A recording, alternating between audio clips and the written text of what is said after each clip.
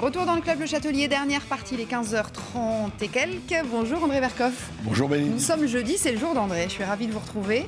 Alors qui avez-vous décidé d'inviter aujourd'hui ? Eh bien Thierry Merle qui parle de quelque chose de passionnant. Vous savez, on a écouté Emmanuel Macron qui dit voilà, le conseil scientifique nous donne des avis techniques et puis nous dirigeons, nous décidons. Oui. Mais est-ce que c'est vraiment eux, et quand je dis Macron, tous les autres avant qui décident?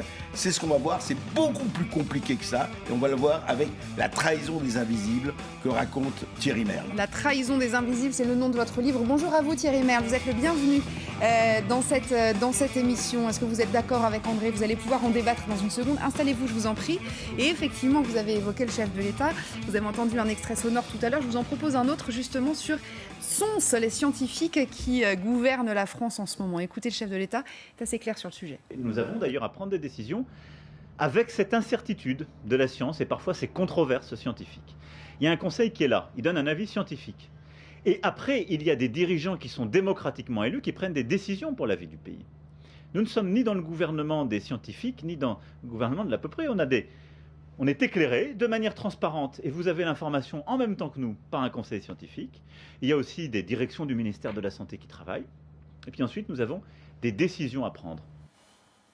Alors voilà, on est, non mais absolument, on est exactement au cœur du moteur, au lieu de chauffe. C'est-à-dire qu'il dit, voilà, gouvernement démocratiquement élu, et c'est un fait, le conseil scientifique nous conseille et nous prenons des décisions. Mais, prennent-ils vraiment des décisions ? Tous ces politiques que vous recevez, Bénédicte, qu'on reçoit tous, etc., très bien, ils sont là, ils ont été élus, etc.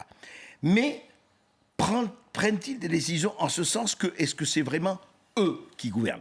Et quand j'ai lu le livre de Thierry Merle, j'ai été passionné parce que lui, il dit pas du tout. Lui, il dit, c'est pas eux qui gouvernent, non pas qu'ils sont plus médiocres ou moins compétents, c'est parce que derrière, il y a un certain nombre de milliers de fonctionnaires, de hauts fonctionnaires, on peut les appeler, qui, eux, en fait, ont le pouvoir. Alors Thierry Merle, ça veut dire quoi? Qui a le pouvoir en France? C'est la thèse d'André Touboul et moi-même quand on a écrit d'abord le premier livre en 2014 sur le fonctionnement des élites qui dirigeaient le pays. Et puis depuis 2014, il y a eu un glissement, c'est-à-dire qu'il y a eu une séparation forte entre la haute administration et les hommes politiques qui se sont fait, de notre point de vue, éliminer du jeu. C'est-à-dire qu'ils ne dirigent plus. Et donc, vous dites que les hommes politiques se sont fait carrément éliminer du jeu? Oui, nous, factuellement, ce qu'on dit, c'est que, par exemple, l'élection présidentielle l'a montré, puisque Emmanuel Macron, qui est l'élu, il est issu de la haute administration. Ce n'est pas un homme politique. Donc, c'est la démonstration absolue. C'est-à-dire que c'est un haut fonctionnaire qui, aujourd'hui, est président de la République. Et il a été élu en quelques semaines, quelques mois. Il n'a pas fait de carrière politique comme on l'a connu auparavant. Vous avez vu des gens comme Jacques Chirac, qui ont été ministre, secrétaire d'État pendant 40 ans, et puis ils ont abouti à la présidence. Sarkozy a milité 30 ans avant d'être élu. Emmanuel Macron, il sort de l'administration. Même Hollande était élu local. Oui, exactement. Et donc, on voit qu'il y a un glissement extrêmement important là-dedans. Et puis après, vous êtes habitué au fonctionnement de ce que c'est qu'un ministre. Quand un ministre est nommé, c'est pas forcément lui qui désigne les membres de son cabinet. C'est tout le système des corps. On leur donne des inspecteurs des finances, des préfets, des gens qui sont disponibles. Et finalement, ces gens-là s'obéissent entre eux. Mais le ministre lui-même, il n'a qu'un pouvoir finalement de représentation. Oui, mais alors qui dirige? Alors attendez, deux choses. Ces fonctionnaires sont inamovibles? On les touche? On peut les toucher quand même. Oui, difficilement. D'abord, ils ont un statut qui les protège à vie. Donc, ils sont du coup jamais sanctionnables, ou quelques rares exceptions. Mais d'une façon générale, ils ne sont pas sanctionnables de leur performance. Ils ne sont jugés par personne. Et puis, ils suivent des carrières qui, de toute façon, sont indépendantes de leur performance. Donc, oui. C'est compliqué à gérer dans ces conditions. Mais alors, justement, quand, par exemple, c'est un exemple, mais enfin, c'est valable pour Macron, pour tous ses prédécesseurs, quand ils disent, voilà, on va faire ça ou ça ou ça, en fait, qui peut savoir si c'est suivi ou pas? C'est-à-dire que ça dépend de la volonté administrative qui peut bloquer. Vous m'aviez dit qu'en fait, on peut faire, effectivement, décider quelque chose, mais ça peut prendre 1 an ou 2 ans pour que ça soit accompli. Après, vous avez le phénomène des décrets d'application qui sont publiés ou pas publiés, et puis après, vous avez le fait que que l'administration, de façon générale, peut dire ce que vous avez promis là, on ne peut pas le tenir. Vous avez vu l'exemple de Macron quand il a parlé pour les Gilets jaunes, le premier discours où il a dit il faut donner 100 € par mois aux gens qui ont moins de 1 000 €. Enfin, il a fait une annonce. Et le lendemain, le Premier ministre a dit « ça n'est pas possible de le faire comme ça ne sera que dans 6 mois ». Et finalement, il n'y a que la moitié des gens concernés par ce qu'avait dit Macron qui l'ont eu. C'est-à-dire que le pouvoir de décision des politiques, il est quand même très contesté. On a eu la même chose sur les primes Covid d'ailleurs, pardon, mais c'était un peu la même chose. Exactement. Vous avez eu par exemple les élections, le premier tour des élections municipales. Macron était franchement hostile à les tenir et le Premier ministre lui a dit ça se tient. Donc voilà. Vous avez l'air de dire qu'en fait, entre Macron et Édouard Philippe, ça a été une espèce de lutte de décision qui n'était pas mince. Oui, elle était, de notre point de vue, assez importante, puisque Édouard Philippe, c'est quand même c'est la filière suprême de la haute fonction publique. C'est-à-dire que c'est quand même un homme de Juppé qui est caractéristique là-dedans.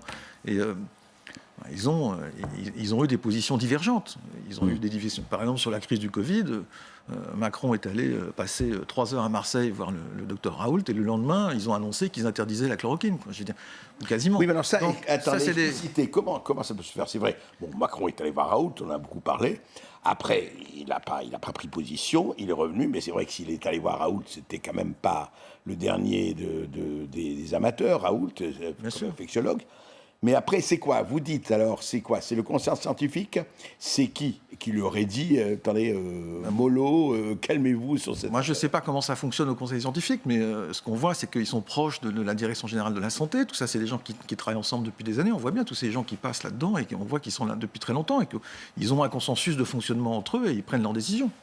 Donc, c'est ça qui se passe. Et alors Thierry Merle, c'est valable dans tous les domaines de la vie publique, ça, pratiquement? C'est notre sentiment et on a enquêté pendant de nombreuses années là-dessus. On a vu beaucoup d'exemples et on voit ça tout le temps, oui, bien sûr. Oui, c'est assez permanent. Et notre analyse, c'est que pour la première fois avec Macron, il y a un vrai combat maintenant officiel, quoi. Et c'est son combat. Mais alors justement, c'est très intéressant. Vous dites, Macron, lui, enfin par rapport à ce qu'on appelle l'état profond, Macron, lui, peut se rebeller et maîtriser ça. Comment peut-il le faire alors qu'il est, vous-même, vous le dites, le produit de ce système? C'est pas un anti-système, Macron, même s'il a démoli les partis politiques. Ça, on est enfin, il a aidé. C'est pas un anti-système, Macron. Quand peut-il, non seulement, attention, se détacher, mais en même temps les maîtriser? De chevaucher le tigre, comme disait l'autre. Je ne sais pas comment, là je ne suis pas devin, je ne sais pas comment il envisage de les maîtriser, mais ce qu'il y a, c'est que la première chose... Non, vous dites que c'est possible. C'est toujours possible, quand on a une volonté politique et des compétences, on arrive à faire des choses, donc il fait bouger. La première chose qu'il a faite, et pour laquelle nous on est assez reconnaissants qu'il ait fait ça, c'est qu'il a fait bouger les idées, c'est-à-dire qu'il est le premier à parler du sujet, à le mettre sur la scène, et à montrer ce conflit permanent qui existe entre ce monde administratif et ce monde politique. Et je pense que son travail sera d'essayer de redonner de la valeur à la fonction politique, qui aujourd'hui est quand même très démonétisée après les 20 dernières années où on disait tout le long, les politiques, on disait tous pourris. Et c'est pas raisonnable, parce que maintenant le résultat, c'est qu'il n'y a plus, les partis politiques sont complètement détruits, enfin, en grande partie. Il n'y a plus de confiance. Non, donc on pense que c'est important qu'il y ait des partis politiques qui soient représentatifs, en lesquels les gens puissent croire et qui aient une autorité morale sur la société. Vous pensez que hors Covid, c'est une des raisons de l'abstention croissante dans la plupart des élections? Je ne parle pas de la présidentielle, mais législative et municipale. Moi, je suis plutôt un homme de marché, donc je dirais que s'il y a de l'abstention, c'est que l'offre politique n'est pas bonne. C'est-à-dire que les gens n'ont pas envie d'acheter l'offre politique qui est présentée et qui est extrêmement fermée. C'est toujours les mêmes partis depuis 30 ans, les mêmes têtes. Je veux dire, la France est un des rares pays au monde où les gens font des carrières politiques qui durent 30, 40, 50 ans. Donc, alors, quelle est l'alternative, juste par rapport, par exemple, à la tentation populiste? Enfin, il y aurait à définir, il y a beaucoup de choses à dire là-dessus, parce que c'est un mot valise qui protège plus. Alors, est-ce que si les politiques sont démonétisés, si même les médecins, vous avez vu ce qui se passe en ce moment, parce qu'on dit tout et le contraire de tout, est-ce que ça veut dire que le public peut se retrouver, se réfugier, enfin le public, le citoyen, vers des tentations extrêmes ou pas? Moi, disons, c'est pas mon métier, la politique. Ce qu'on voit quand même, c'est qu'il y a des populistes comme l'extrême droite qui vivent très bien du système depuis toujours et qui sont quand même très loin du pouvoir, quoi. Donc, les gens sont quand même raisonnables. Donc, il n'y a pas de raison que ça fonctionne. Par contre, je pense que si un homme politique comme Macron ou un autre comprend vraiment ça et qui travaille sur le sujet, il aura un succès considérable. Parce que c'est ce qu'attendent les gens. Oui, mais alors il y a juste un problème, Bénédicte, je vous passerai la parole. Non, il n'y a pas de souci, allez-y. il y a quand même quelque chose dont vous parlez. Vous dites quelque part, vous n'employez pas le mot, c'est une société à irresponsabilité illimitée et sans sanction. Oui, exactement. Alors ça veut dire quoi? Donnez-nous des exemples. Des exemples. Je vais vous en donner dans le monde économique, sans citer de nom, parce que c'est pas la peine d'attaquer des gens. Mais Non. vous avez des grandes entreprises françaises dont les dirigeants ont perdu plus de 10 milliards d'euros sur des mauvaises gestions et qui sont toujours administrateurs dans des grandes sociétés. Enfin, il se passe rien, quoi. Ils sont toujours là. Donc, si on n'est pas viré et sanctionné à 10 milliards de pertes, quel est le début? C'est à quel moment on s'inquiète des compétences des gens? Mais moi, j'ai deux questions. On se pose la question en bas, là, vers une dictature des élites. Vous dites ce sont les élites qui gèrent le monde, en fait, enfin la France, en tout cas, le pays. Alors, deux questions. Vous avez parlé de 2014. Je voudrais savoir ce qui s'est passé de spécial en 2014 pour que vous le datiez à ce moment-là. Et puis juste mon autre question. On a l'impression que la haute fonction publique, c'est un gros mot. Est-ce que c'est forcément mal? Non, c'est très bien. Vous voyez ce que je veux dire? Pas du tout, c'est extrêmement bien. En France, on a la chance d'avoir des formations, justement des élites qui sont reconnues dans le monde entier et qui sont réelles. Donc on a au contraire une haute administration qui est constituée de gens extrêmement compétents, qui a maintenant un peu de mal à attirer les vrais talents, mais qui continue quand même à drainer les gens. Non, nous, ce qu'on dénonce, c'est le système de fonctionnement de ces élites-là. Ouais. Mais il n'y a pas de pays qui fonctionne. Il n'y a pas de remise en question, il n'y a Non, pas de... certainement. Il y a pas de... C'est trop éloigné de la vraie vie des gens, c'est ça que vous dites en fait? Oui, c'est-à-dire On a qu'ils dit se au sont sujet créés de un Macron au monde début, qui est en dehors de leur vie et qui s'auto-alimente tout seul. La décision, par exemple, du Premier ministre, quand il a décidé qu'il fallait passer à 80 km/h, du jour au lendemain, c'est une démonstration. Oui. C'est-à-dire qu'ils prennent des décisions et qui ne les concernent pas. Et lui, il n'est pas touché par les 80 km/h, il s'en fout, quoi. Donc, et la décision en tant que telle n'est pas forcément mal, c'est pas le sujet. Pourquoi pas? Si on est à 60, on aura encore moins de morts. Donc, mais le sujet, c'est qu'est-ce que ça fait pour les gens et comment on peut imaginer que ça va... C'est ça le sujet, c'est que la séparation de fonctionnement entre la population normale et les élites dirigeantes est de plus en plus grande. Et en plus, C'est pas du tout agressif pour eux et sur le thème populiste en disant il faut virer ces gens-là, c'est pas le sujet, c'est leur fonctionnement qui marche pas. C'est ça qu'on a Et- vu avec les Gilets jaunes, c'est cette prise de conscience de la population. C'est Exactement. ça que ça a révélé, les Gilets C'est jaunes ça que ça a par fait. exemple Et d'ailleurs, les Gilets jaunes n'avaient pas la même sociologie, de mon point de vue, au début de la crise qu'à la fin. Oui. Ça, tout le monde est d'accord pour le dire. C'était très... Oui, mais ça se voyait bien. Et donc, il y a eu une vraie révolte de gens qui en avaient ras-le-bol de voir des décisions comme ça qui leur tombaient dessus Non, par mais des gens qui... Oui, il y a Et aussi d'ailleurs, autre- excusez-moi pour terminer, et vous avez un truc amusant qui est arrivé, qui est très nouveau de mon point de vue dans le paysage politique, c'est la déclaration sur le Covid de Castex. Qu'est-ce qu'a dit Macron? Il a dit, on va s'appliquer à nous ce qu'on demande aux Français de faire. C'est pas, moi, j'ai pas entendu ça depuis 20 ans. Ouais. C'est très, très nouveau. Et c'est pas un hasard s'il dit ça, quand même. Ça veut dire des choses. Il va décider demain et comment il va répondre à son comité scientifique. Ouais. Donc, vous voyez c'est des signaux, quand même. Vous êtes dans ce métier-là, vous savez que quand les gens disent des choses, c'est jamais Pas pour rien. totalement... Ouais, absolument.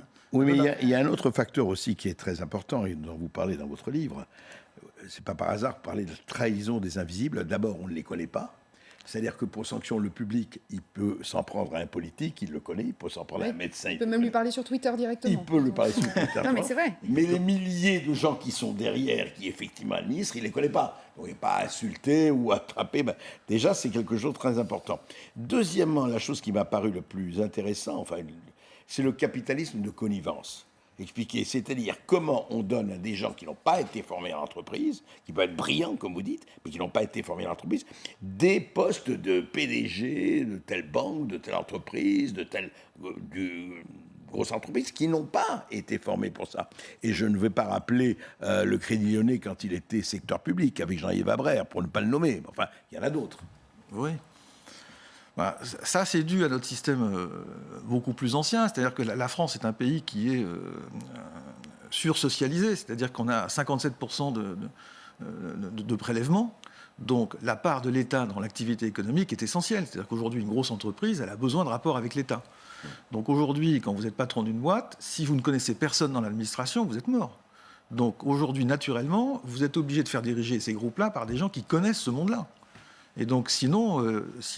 Oui, sauf qu'eux n'ont pas l'expérience entrepreneuriale. Oui, mais ils amènent... d'avoir. Oui, mais ils sont bien formés, ils sont intelligents, ils apprennent vite, ils ont des réseaux de relations phénoménaux. Donc, ça peut marcher. Mais il y en a qui ne marchent pas bien, ouais.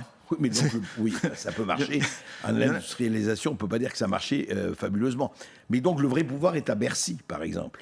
Le pouvoir économique, il est terriblement concentré à Bercy. Oui. Ils ont le droit de vie et de mort sur l'activité. Cette semaine, c'est pas Bercy, c'est le ministère des Affaires étrangères qui a arrêté l'opération Tiffany avec LVMH. Voilà, le ministre des Affaires étrangères, il écrit en disant qu'il ne faut pas faire ce truc-là. C'est invraisemblable. Dans un pays normal...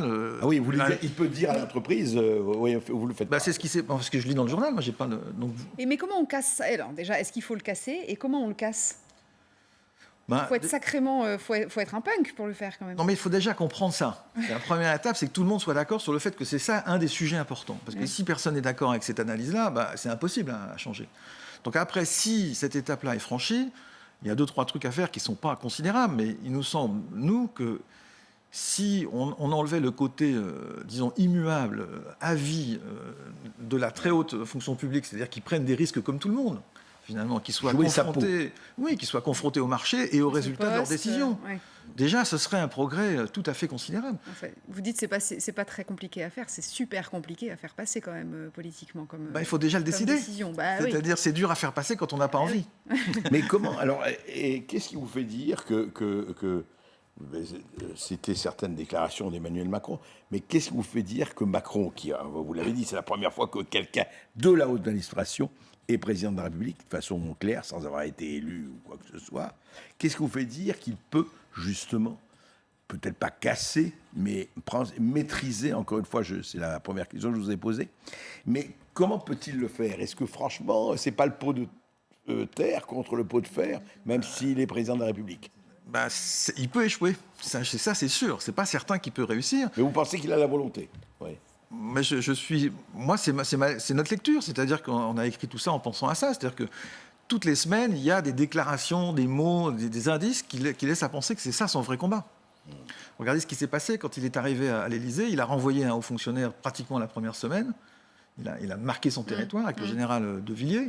Il a eu des rétorsions assez rapides. Enfin, il s'est tapé une histoire derrière. Enfin, le rapport de force a été enclenché dès le premier jour. Donc... Hier, on avait une magistrate en plateau qui disait, vous voyez, il a nommé Éric Dupond-Moretti à la chancellerie, mais toute la haute derrière, la haute administration, le cabinet, etc., personne n'a changé. C'était juste la vitrine qui a été changée. Exactement. Oui. Exactement. Et il y a eu même une conseillère spéciale qui a fait 3 jours de carrière. Oui, exactement, absolument. Donc on voit bien que tout ça, c'est des indices forts. Et Macron, je pense qu'il est... Comme il est issu de ça, il le connaît sur le bout des doigts, forcément. Donc il n'a pas envie de se taper 2 présidences avec des gars qui lui disent ce qu'il a à faire. Il a une vraie personnalité. Voilà. Bon. On va voir. On remonte le livre? La trahison des invisibles. Oups là, j'ai failli tomber. Merci beaucoup en tout cas d'être venu sur le plateau. Ça s'appelle La trahison des invisibles. C'est écrit avec André Touboul. C'est votre 2e livre avec lui, exactement, me semble-t-il. Et c'est aux éditions Le Passeur. Voilà, merci beaucoup d'être venu. André, on se retrouve la semaine prochaine. Moi, j'ai plusieurs informations à vous donner. Attendez, juste une seconde. Le temps que l'émission se termine quand même. Plusieurs informations à vous donner. Vous avez rendez-vous évidemment avec Pascal Perry tout de suite pour Périscope. Il sera avec un délégué FO de PSA pour parler des plans sociaux évidemment, pour parler également